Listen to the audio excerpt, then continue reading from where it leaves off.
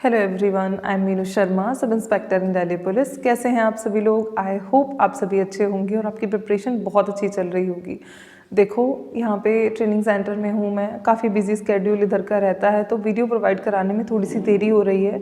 Channel पर आजकल मैं डेली आप लोगों को वीडियो प्रोवाइड नहीं करा रही हूँ, बट इसका मतलब ये बिल्कुल भी नहीं है कि मैं आगे एक्टिव नहीं रहूँगी। मैं आगे एक्टिव रहूँगी, आपको चीज़ें टाइमली प्रोवाइड कराई जाएंगी। ओके, तो आज जिस सेक्शन के रिगार्डिंग हम बात करने वाले हैं वो है आपका यूपीएसआई।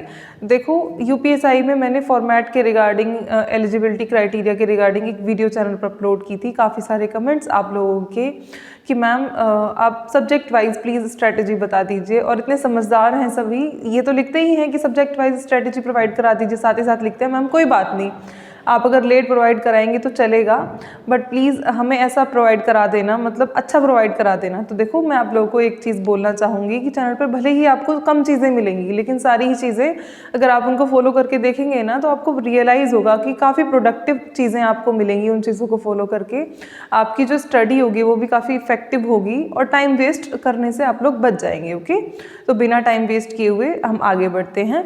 देखो, सेक्शंस मैंने आपको प्रीवियस वीडियो में हालांकि बता दिए थे कि कौन कौन से सेक्शंस होते हैं, किस सेक्शन से कितने क्वेश्चंस आपके पूछे जाते हैं। स्टिल मैं आपको फिर से बता देती हूँ। देखो, 4 सेक्शंस आप लोगों के होने वाले हैं। पहला सेक्शन मान लो मैथ्स हो गया, सेकंड आपका रीजनिंग हो गया, थर्ड आपका जीके हो गया, फोर्थ आपका हो गया हिंदी सेक्शन। चारों सेक्शन से आपके 40 क्वेश्चंस पूछे जाएंगे, पर सेक्शन से 40 क्वेश्चन। और एक और मोस्ट इम्पॉर्टेंट बात जो आप लोगों को याद रखनी है, तो देखो इसमें ये सबसे मेन चीज़ ये होती है कि आपको किसी भी सेक्शन को हल्के में नहीं लेना है। 40% मार्क्स आपको हर एक सेक्शन में मतलब अटेन करने होते हैं, वो मिनिमम क्वालिफाइंग मार्क्स होते हैं। ऐसा नहीं है कि आपने मैथ्स में तो पूरे 40 क्वेश्चन सही कर दिए और जीके में आपके रह गए 10-12 क्वेश्चन, तो आप फिर ना आपके वो 40 क्वेश्चन बेकार है। मतलब आप चाहे ओवरऑल कितना भी ले आएँ, पर एक आपके किसी पर्टिकुलर सब्जेक्ट में अगर 40% क्राइटेरिया आपका क्वालिफाई नहीं हो पाया, देन आप इसके लिए एलिजिबल नहीं हो पाते हैं, मतलब आप फेल माने जाते हैं। तो आपको चारों सब्जेक्ट्स को ही अच्छे से लेकर चलना है। मैं हर एक सब्जेक्ट के लिए आपको चीज़ें बताऊँगी, तो 1 बाय 1 हम बात कर लेते हैं। सबसे पहले मैथ्स को ही उठा लेते हैं भाई। देखो, मैथ्स के लिए मैं बोलना चाहूँगी, 2 तरह के बच्चे होंगे। हमने जब पेपर दिया था, खुद मेरा भी था, मैं एसएससी के लिए प्रिपेयर करती थी और मैं यूपीएसआई के लिए दे के आई थी। तो क्योंकि मैं एसएससी के लिए करती थी तो मुझे मैथ्स में कुछ भी करने की नीड नहीं पड़ी अलग से। मैं बस मॉक वगैरह मैंने कुछ लगाए थे पेपर से पहले, उसके बाद जस्ट जाके हम पेपर दे के आ गए।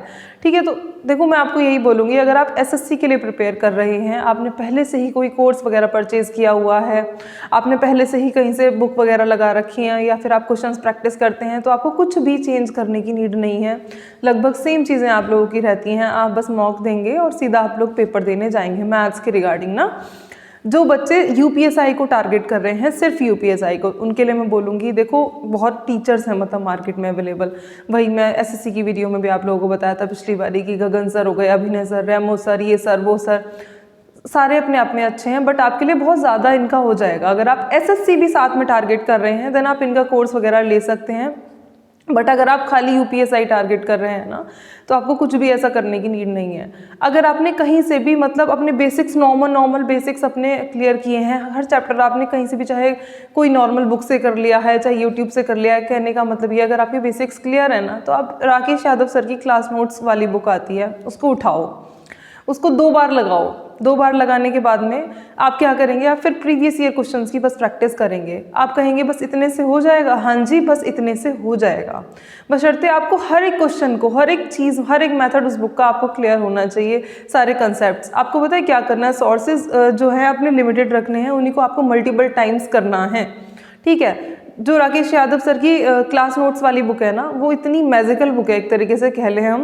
उस बुक को आप जितनी भी बार करते हैं, आपको लगता है, हर बार आपको ऐसा लगेगा कि देखो ये तो मैं पहली बार पढ़ रहा हूँ, या फिर ये मुझे चीज़ अब और ज़्यादा क्लैरिफाई हो रही है।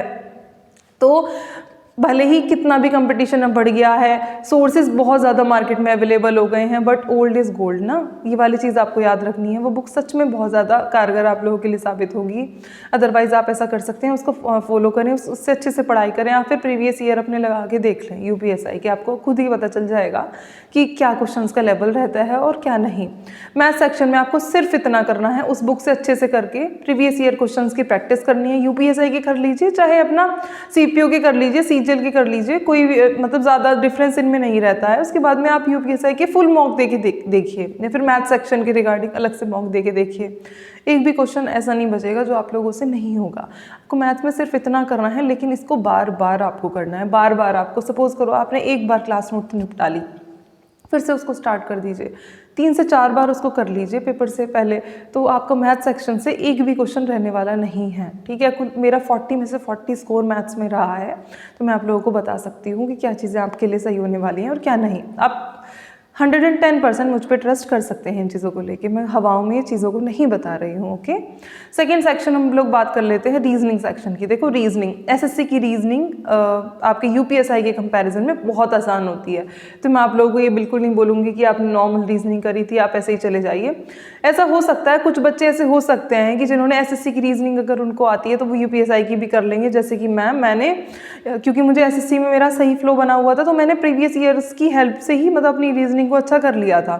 अगर आप ऐसा कर सकते हैं तो आप ऐसा कर लें।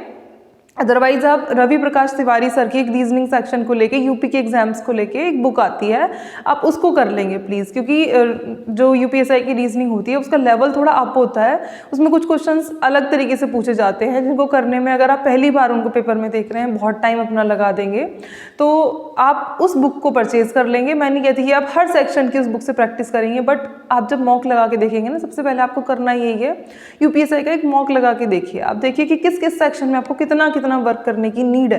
तो जब आप देखेंगे ना कि कुछ पर्टिकुलर सेक्शंस में आपको रीजनिंग में दिक्कत आएगी ही डेफिनेटली, अगर आप एसएससी एस्पिरेंट हैं या फिर आपने कहीं अभी कुछ पढ़ाई नहीं है, मतलब आपने सिर्फ पहला एग्जाम यूपीएसआई ही टारगेट किया है, देन आप रवि प्रकाश तिवारी सर की बुक लेंगे, जिनका ये पहला एग्जाम है, वो उसके सारे ही टॉपिक्स को कर लेंगे रीजनिंग के, जिनका जो एसएससी दे रहे थे वो सिर्फ कुछ टॉपिक्स जिनमें प्रॉब्लम आ रही है वो रवि प्रकाश तिवारी सर की बुक से निपटा लेंगे। काफ़ी अच्छी बुक है, और ज़्यादा ऐसे भी नहीं कि बहुत ज़्यादा चीज़ें उसमें भरी हुई हैं, ठीक चीज़ें दी हुई हैं, आप सारी ना करके कुछ कुछ चीज़ें उसमें से कर लेंगे, आपकी यूपीएसआई की रीजनिंग हो जाएगी। रीजनिंग सेक्शन यूपीएसआई में बहुत इंपॉर्टेंट जो रोल है वो प्ले करता है, बिकॉज 40 क्वेश्चन रीजनिंग के खुद के आते हैं। मैथ्स में भी आप ये लगा लीजिए 10 से 12 क्वेश्चंस मैथ्स के सेक्शन में भी रीजनिंग के डाले थे पिछली बारी पे इन्होंने, तो देखो कुछ भी हो जाता है इधर। तो रीजनिंग ने मतलब जिनकी रीजनिंग अच्छी थी ना वो बहुत मतलब गेन ले गए, मतलब अननेसेसरी गेन वो लोग ले गए।